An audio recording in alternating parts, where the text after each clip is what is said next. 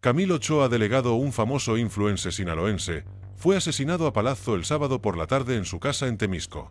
Última hora, un hombre acaba de ser ejecutado en su propia casa, pero antes de morir logró grabar un vídeo que cambiaría para siempre la forma en que entendemos la guerra del narcotráfico en México.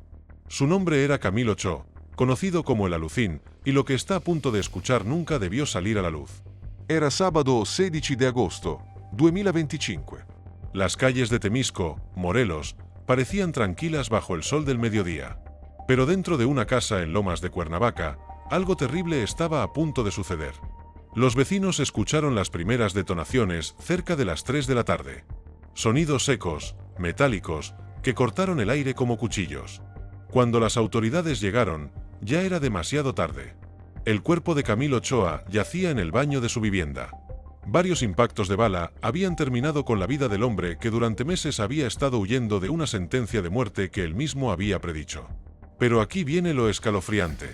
Antes de escapar, el sicario responsable le colocó unos lentes a Camilo en tono de burla y tomó una fotografía del cuerpo para enviarla a quienes habían ordenado el crimen.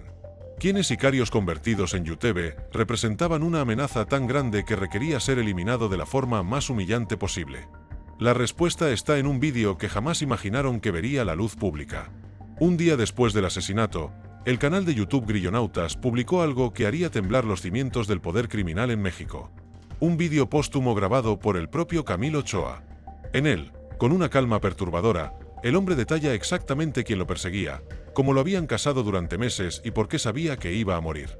A veces me gusta hacerme el que no sabe nada, no por ingenuidad, sino por un tipo de experimento social, dice Camilo frente a la cámara, con esa sonrisa que caracterizaba sus vídeos. Pero esta vez era diferente. Esta vez, sus ojos reflejaban el miedo de un hombre que sabía que sus días estaban contados. El testimonio que está a punto de conocer revela una red de traiciones, venganzas personales y una persecución que duró 8 meses. Una casa humana orquestada desde las más altas esferas del cártel de Sinaloa. Específicamente desde la facción conocida como La Malliza, liderada por Ismael Zambadas y Acairos, alias, el Mallito Flaco. Pero empecemos por el principio. ¿Quién era realmente Camilo Ochoa? Para entender por qué mataron a Camilo Ochoa, primero hay que entender quién era este hombre que logró sobrevivir al mundo del narcotráfico solo para morir cuando ya había logrado salir de él. Camilo no era un yutebe cualquiera, era un sicario que había trabajado para los Damaso, una facción del cártel de Sinaloa que en su momento fue aliada de los Chapitos. En su vídeo Confesión, Camilo explica cómo su estrategia para sobrevivir en el mundo criminal fue siempre simular ignorancia. La verdad sale a la luz descubriendo en realidad la hipocresía y esas máscaras caen, decía, como si supiera que algún día esas palabras serían su epitafio. Durante años, Camilo había logrado mantener un equilibrio precario.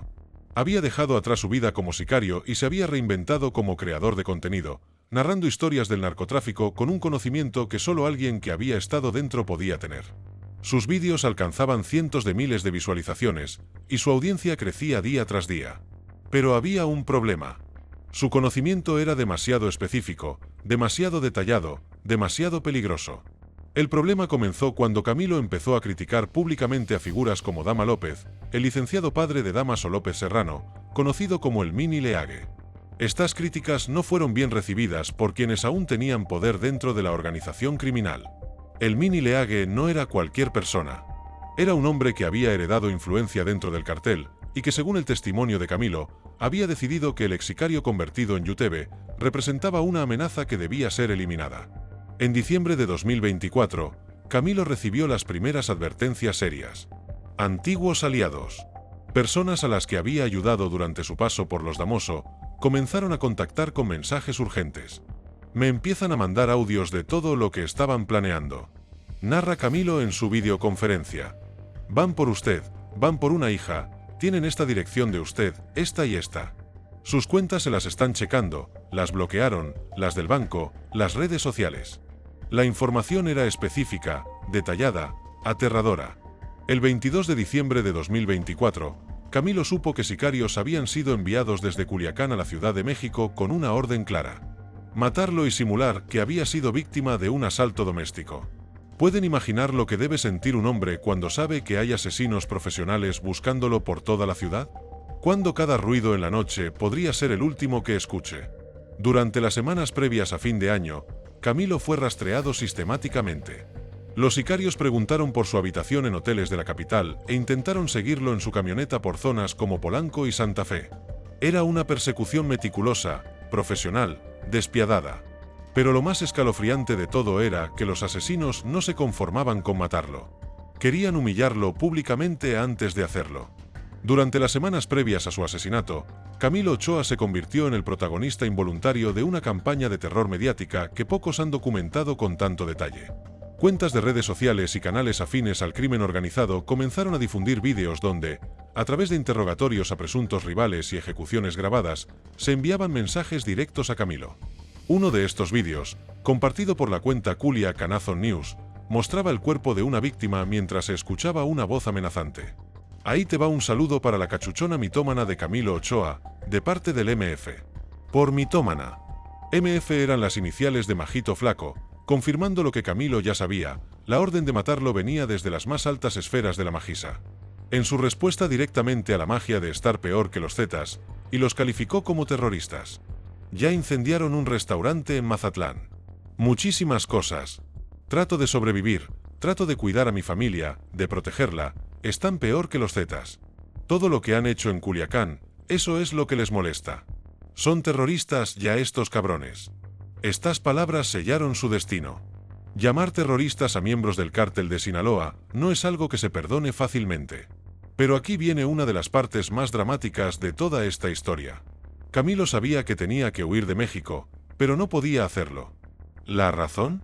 Un problema burocrático que se había convertido en su sentencia de muerte. No puedo salir del país porque tengo una pinche licencia que ahorita se las voy a mostrar. Una pinche INE, que antes de que fuera arrestado en el 2015 me había sacado. Pero nunca pensé que me fueran a borrar mi otra identidad. Mi identidad original. Y me la borraron. Explica Camilo en el vídeo con una frustración que resulta desgarradora. El problema era kafkiano. Cuando Camilo había sido detenido en 2015, las autoridades habían eliminado de la base de datos su identidad real, pero conservaron la falsa que había usado cuando andaba mal, como él mismo dice. Ahora, cuando intentaba sacar un pasaporte para huir a España o Canadá, solo aparecía su identidad falsa, lo cual constituía un delito federal de usurpación de identidad. Yo ahora que voy, pues no aparezco. No nada. Aparece el anterior, que era falso. Y yo, oiga, pues es que eso fue cuando andaba mal. Sí, pero ¿de esos? Usurpación de identidad, una mamada así, y es delito federal. No puedo sacar el pasaporte para irme a España, para Canadá, a raíz de eso. Imaginen la ironía. Un hombre que había logrado salir del mundo del crimen, que tenía los recursos para huir del país y empezar una nueva vida, atrapado por un error burocrático que lo convertía en un blanco fácil para sus perseguidores. Mientras tanto, la persecución se intensificó. Sicarios en un Chevrolet blanco comenzaron a custodiar los movimientos de su familia durante meses. Era una vigilancia constante, asfixiante, que convertía cada salida en una posible trampa mortal. La historia de Camilo Ochoa no puede entenderse sin el contexto de lo que estaba sucediendo en el mundo del narcotráfico mexicano. Desde 2024, el cártel de Sinaloa se había fracturado en una guerra brutal entre dos facciones principales. Los Chapitos, liderados por los hijos de Joaquín, el Chapo Guzmán y la Malliza, bajo el control de Ismael el Mayo Zambada, hizo estructura. Esta guerra no era solo por territorio o rutas de drogas. Era una guerra por la narrativa, por controlar la información, por decidir quién tenía derecho a contar la historia del cártel. Y en esa guerra, los influencers y youtubers se habían convertido en objetivos militares. El 9 de enero de 2025, aparecieron volantes en Culiacán, Sinaloa, con una lista de 25 creadores de contenido. Entre ellos estaban nombres como Peso Pluma, Marquitos Toys y por supuesto Camilo Ochoa. El mensaje era claro. Estos influencers estaban marcados por supuestos vínculos con los Chapitos, pero según la confesión de Camilo, esta lista no tenía nada que ver con vínculos reales al narcotráfico. Salimos 25 en un volante. Que se ponga a investigar a ver si tienen vínculos con el narcotráfico y se va a dar cuenta que fue nada más por sembrar el terror que están matando inocentes, denunció. La realidad era mucho más siniestra. La lista obedecía a enemistades personales, celos y simples relaciones de amistad con figuras rivales. En el caso de Camilo, su crimen había sido criticar a Damaso López y tener vínculos históricos con los Datos, que en algún momento habían sido aliados de los Chapitos. El Minileak había convencido a Majito Flaco de que Camilo representaba una amenaza. Utilizando el canal de YouTube, Ochran Leaks, habían impulsado una campaña de desprestigio en su contra, difundiendo materiales donde lo llamaban alucin, mitómano y gestionando apoyos en distintos estados para sostener campañas de difamación. Pero la estrategia de intimidación no se limitaba a las redes sociales. Era una guerra psicológica total. Para enero de 2025, la lista de los 25 se había convertido en una lista de muerte real. Juan Carlos. El chilango había sido asesinado el 19 de octubre de 2024 en la isla Musala de Culiacán. Miguel Vivanco, el Jasper, fue localizado sin vida el 23 de noviembre cerca de la carretera Culiacán-Mazatlán. Leobardo Aispuro Gordo Peruzzi fue ejecutado el 9 de diciembre al sur de Culiacán. El 28 de marzo de 2025, ejecutaron a Gael Castro Cárdenas, Gael Castro, hermano de Marquitos Toys, en un restaurante de Ensenada, Baja California. Agustín Paul, el Pinkie, apareció sin vida el 10 de enero en Culiacán. 6 de los 25 ya estaban muertos. Y Camilo sabía que él era el siguiente. Al gobierno le vale madre si nos matan o no. Había declarado Camilo en una entrevista con la periodista Adela Micha. Ya no son ajustes entre facciones, están matando a creadores de contenido, mujeres, jóvenes, a mí me quisieron matar con mis hijos. Los últimos meses de vida de Camilo Ochoa fueron un infierno de paranoia justificada y precauciones extremas que no pudieron salvarlo. Había mudado a sus hijas mayores a Estados Unidos y mantenía a sus hijos menores en una vivienda protegida, donde recibían educación en línea y evitaban cualquier contacto externo. Utilizaba vehículos blindados y había limitado drásticamente el uso de medios electrónicos. Siempre me ha gustado la adrenalina y se lo dije, me metí en eso por la adrenalina. No puedo estar tranquilo. Había confesado en una de sus últimas entrevistas, como si la adrenalina que una vez lo había llevado al mundo del crimen ahora fuera lo único que lo mantenía vivo. Pero por más precauciones que tomara, sus perseguidores habían demostrado ser igual de meticulosos. La planificación de su asesinato había sido una operación de inteligencia que duró meses. Sabían sus horarios, sus rutas, sus refugios. Sabían cuándo estaría vulnerable. El sábado 16 de agosto, esa vulnerabilidad finalmente se presentó. Camilo estaba en su casa de Temisco, Morelos, un lugar que creía seguro. Pero sus perseguidores habían encontrado la forma de llegar hasta él. Los detalles del asesinato son escalofriantes no solo por la violencia, sino por la frialdad calculada con la que se ejecutó. Después de dispararle, el sicario se tomó el tiempo de colocarle unos lentes a Camilo en tono de burla y fotografiar el cuerpo. No era suficiente con matarlo. Tenían que humillarlo incluso en la muerte. La fotografía fue enviada inmediatamente a quienes habían ordenado el crimen, como prueba de que la misión había sido cumplida. Era el trofeo de una victoria en una guerra que había durado meses, pero hay algo que sus asesinos no sabían. Camilo había grabado su vídeo confesión precisamente para este momento. Sabía que lo iban a matar, y quería asegurarse de que su versión de los hechos sobreviviera a su muerte. En su testimonio póstumo, Camilo había identificado con nombres y apellidos a los responsables intelectuales de su asesinato. Había proporcionado detalles específicos sobre cómo operaban, cómo lo habían perseguido y por qué habían decidido eliminarlo. Me mandaron volantes, amenazas, un decapitado. Querían que pidiera perdón públicamente. Yo no lo iba a hacer porque no les hice nada. Había dicho en su última entrevista con Adela Micha. Esa negativa a pedir perdón, esa determinación de no doblegarse ante las amenazas, había sido tanto su perdición como su salvación. Porque aunque murió, su testimonio sobrevivió. El vídeo publicado por Grillonautas no solo documentaba los últimos meses de persecución que había sufrido Camilo. Era una ventana hacia el funcionamiento interno de las organizaciones criminales más poderosas de México, narrada por alguien que las conocía desde adentro. Cuando el vídeo póstumo de Camilo Ochoa fue publicado, las autoridades mexicanas se encontraron ante una situación sin precedentes. Tenían el testimonio detallado de una víctima de asesinato, que había documentado minuciosamente su propia persecución, nombrando a los responsables intelectuales y proporcionando evidencia específica sobre la operación criminal que llevó a su muerte. Pero aquí viene lo más perturbador de toda esta historia. Según fuentes cercanas a la investigación, las autoridades ya tenían conocimiento de las amenazas contra Camilo y otros influencers de la lista, pero no hicieron nada para protegerlos. Ni el gobierno federal ni los estados realizaron acciones para blindar a las víctimas potenciales. Incluso después del asesinato de Gael Castro, había denunciado Camilo antes de morir.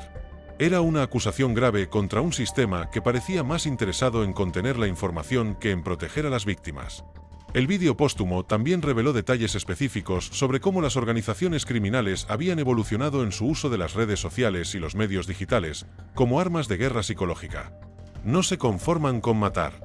Querían controlar la narrativa, silenciar a quienes podían contar historias que no les convenía.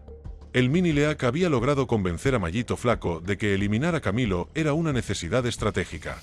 No porque representará una amenaza militar o económica, sino porque tenía la capacidad de influir en la opinión pública con historias que podrían dañar la imagen de la Malliza. En un mundo donde los cárteles competían no solo por territorio sino por legitimidad social, los influencers se habían convertido en soldados involuntarios de una guerra que no habían elegido pelear. La confesión de Camilo también proporcionó insights únicos sobre cómo funcionaba la inteligencia criminal en México. La operación para localizarlo y eliminarlo había involucrado seguimientos de meses, infiltración en sus círculos sociales, monitoreo de sus comunicaciones y una red de informantes que incluía desde meseros en restaurantes hasta empleados de hoteles. Era una demostración del nivel de sofisticación que habían alcanzado estas organizaciones criminales y de su capacidad para operar con impunidad en territorio mexicano. Pero quizás lo más revelador del testimonio de Camilo fue su descripción de la división interna dentro del cártel de Sinaloa. La guerra entre los Chapitos y la Malliza no era solo una disputa por territorio. Era una fractura ideológica sobre cómo debía manejarse la organización en la era digital.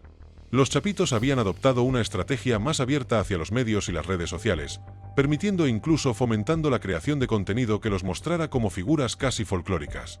La Malliza, por el contrario, prefería operar en las sombras, sin testigos, sin narradores, sin voces que pudieran contar historias inconvenientes. Camilo Ochoa se había convertido en víctima de esta diferencia estratégica. Su muerte era un mensaje no solo para otros influencers, sino para cualquiera que pensara que podía contar libremente las historias del narcotráfico mexicano. 3 días después de la publicación del vídeo póstumo de Camilo Ochoa, algo extraordinario sucedió. Las redes sociales mexicanas se inundaron de comentarios, análisis y teorías sobre el contenido del testimonio. Por primera vez en mucho tiempo, los ciudadanos comunes tenían acceso directo al relato de alguien que había vivido desde adentro la maquinaria del crimen organizado. Pero esta atención mediática también trajo consecuencias.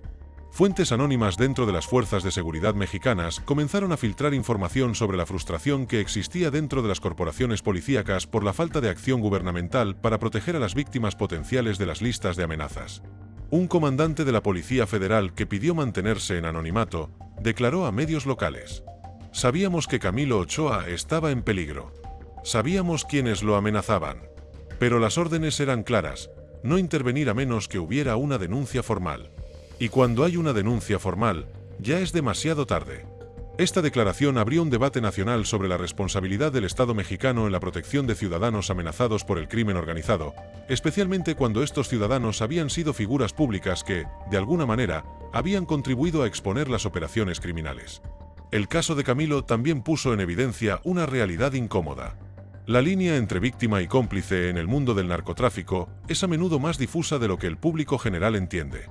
Camilo había sido un sicario, había participado en actividades criminales, pero también había logrado salir de ese mundo y convertirse en una fuente de información valiosa sobre cómo operan estas organizaciones. ¿Era justo que pagara con su vida por sus pecados pasados? ¿O su muerte representaba la pérdida de una oportunidad única para entender mejor el funcionamiento interno del crimen organizado mexicano? Su videoconferencia se había convertido en un documento histórico, pero también en una advertencia para otros que pudieran estar considerando contar sus propias historias sobre el narcotráfico. El mensaje era claro: hablar tiene consecuencias mortales. Sin embargo, la publicación del vídeo también tuvo efectos que sus asesinos probablemente no habían anticipado. Al documentar tan detalladamente sus métodos de persecución y asesinato, Camilo había proporcionado a las autoridades una hoja de ruta sobre cómo operaba la Malliza en sus campañas de intimidación. Investigadores especializados en crimen organizado comenzaron a analizar el testimonio de Camilo como una radiografía de las nuevas tácticas empleadas por los cárteles mexicanos en la era digital. Su muerte había sido brutal, pero su testimonio póstumo se había convertido en una herramienta de investigación invaluable. La Fiscalía General del Estado de Morelos anunció que mantendría abierta la investigación del asesinato de Camilo Ochoa, pero hasta el momento no se habían registrado detenciones. Era una situación que reflejaba la complejidad de investigar crímenes donde los responsables intelectuales operaban desde otros estados y tenían recursos prácticamente ilimitados para evadir la justicia.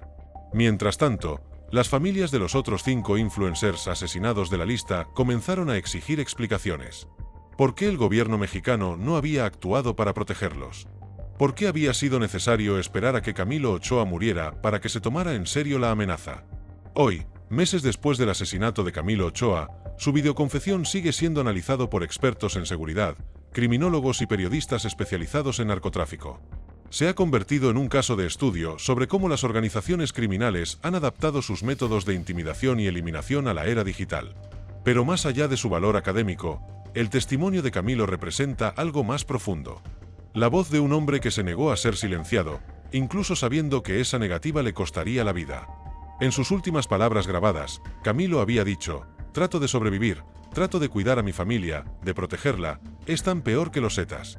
Todo lo que han hecho en Culiacán, eso es lo que les molesta, son terroristas ya estos cabrones. Esas palabras, pronunciadas con la certeza de un hombre que sabía que iba a morir, se han convertido en el epitafio no solo de Camilo Ochoa, sino de una era en la que contar la verdad sobre el narcotráfico mexicano se había vuelto un acto de valentía mortal. Su muerte también planteó preguntas incómodas sobre el papel de las redes sociales y las plataformas digitales en la guerra del narcotráfico. ¿Tenían YouTube, Instagram, TikTok y otras plataformas alguna responsabilidad en proteger a creadores de contenido que estaban siendo amenazados por organizaciones criminales? Hasta ahora, la respuesta había sido un silencio ensordecedor. Las plataformas digitales parecían más preocupadas por evitar controversias que por proteger a los usuarios que generan contenido sobre temas sensibles. El legado de Camilo Ochoa es complejo y contradictorio. Era un hombre que había participado en el mundo del crimen, pero que también había tenido el valor de exponerlo. Era un padre que había tratado de proteger a su familia, pero cuya búsqueda de atención mediática había puesto a todos en peligro. Era un influencer que había construido su audiencia sobre historias del narcotráfico, pero que al final había sido víctima de las mismas fuerzas que había ayudado a documentar. Su vídeo póstumo se ha convertido en un testimonio único sobre cómo funciona realmente el poder en México, sobre cómo las organizaciones criminales han infiltrado no solo las instituciones gubernamentales, sino también los espacios mediáticos y digitales. Pero quizás lo más importante de su legado es la pregunta que su muerte plantea. ¿En un país donde contar la verdad puede costarte la vida? ¿Quién tiene el valor de seguir hablando? La respuesta a esa pregunta determinará no solo el futuro del periodismo y la creación de contenido en México, sino también la posibilidad de que la sociedad mexicana pueda algún día entender completamente la magnitud del problema que enfrenta. Camilo Ochoa murió, pero su voz sigue resonando. Su confesión póstuma se ha convertido en un documento que trasciende su muerte individual para convertirse en una radiografía de una sociedad en guerra consigo misma. Y mientras la Fiscalía de Morelos sigue sin hacer detenciones, mientras el Mini Leak y Mallito Flaco continúan operando con impunidad, mientras otros influencers de la lista siguen siendo asesinados uno por uno, la pregunta sigue siendo la misma. ¿Quién será el siguiente en atreverse a hablar? La verdad es que en México de hoy, ser influencer no es solo crear contenido. Es decidir si estás dispuesto a morir por el derecho a contar historias que algunos prefieren que nunca se cuenten. Pero la historia de Camilo Ochoa no termina con su muerte. En realidad apenas estaba comenzando. 3 semanas después de la publicación de su videoconferencia, algo inesperado sucedió. Otros influencers de la lista de los 25 comenzaron a romper el silencio. Uno de ellos, que pidió mantenerse en anonimato y a quien llamaremos Ricardo, contactó a periodistas especializados con una revelación escalofriante. Él también había estado documentando las amenazas que recibía y tenía evidencia de que funcionarios gubernamentales estaban filtrando información a los cárteles. Camilo tenía razón en todo, declaró Ricardo en una entrevista telefónica filtrada a medios internacionales. Nosotros también sabíamos quiénes nos perseguían, pero lo que no sabíamos era que había gente adentro del gobierno pasando información sobre nuestros movimientos, nuestras denuncias, todo. Esta revelación abrió una nueva línea de investigación que nadie había anticipado. ¿Era posible que el asesinato de Camilo hubiera sido facilitado por funcionarios corruptos que tenían acceso a bases de datos gubernamentales? La pregunta cobró relevancia cuando investigadores independientes descubrieron que durante los días previos a su muerte, se habían realizado consultas específicas sobre la ubicación de Camilo en sistemas de la Fiscalía General de la República. Las consultas habían sido hechas desde computadoras ubicadas en oficinas de Sinaloa, pero utilizando credenciales de funcionarios que oficialmente se encontraban en la Ciudad de México. Un exagente federal que pidió anonimato por temor a represalias, confirmó lo que muchos sospechaban. El problema no es solo que los cárteles tengan dinero y armas. El problema es que tienen acceso a información que solo debería tener el gobierno. Cuando Camilo se mudó a Morelos, alguien con acceso a sistemas oficiales tuvo que haberles pasado su nueva dirección. Esta filtración de información gubernamental explicaría cómo los sicarios lograron localizarlo tan rápidamente en Temisco, una ciudad donde supuestamente había logrado pasar desapercibido durante varias semanas. Mientras tanto, el impacto del vídeo de Camilo había trascendido las fronteras mexicanas.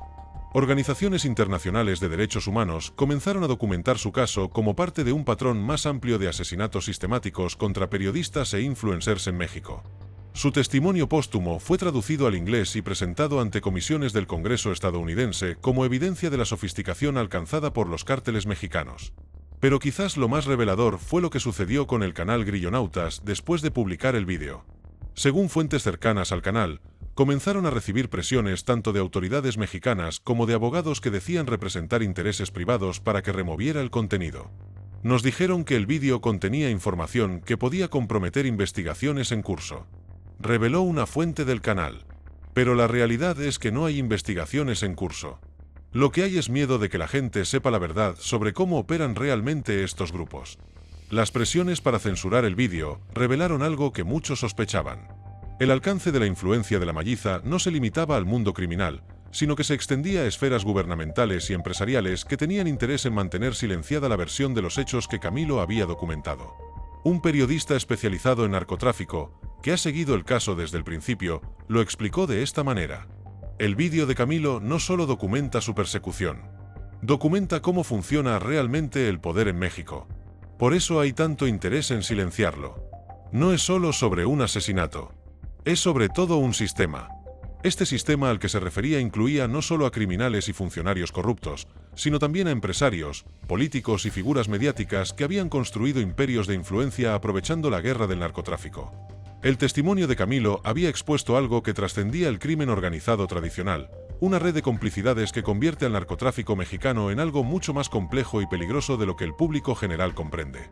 Y mientras las autoridades siguen sin hacer detenciones, mientras los responsables intelectuales del asesinato continúan operando con total impunidad, una pregunta sigue resonando en cada palabra del vídeo póstumo de Camilo: ¿hasta dónde llega realmente esta red de complicidades? ¿Y cuántas personas más tendrán que morir antes de que alguien tenga el valor de desmantelarla? La muerte de Camilo Ochoa no fue solo el asesinato de un influencer. Fue la eliminación de un testigo que sabía demasiado sobre cómo funciona realmente México. Suscríbete si quieres conocer lo que realmente ocurre en México, más allá de los titulares oficiales.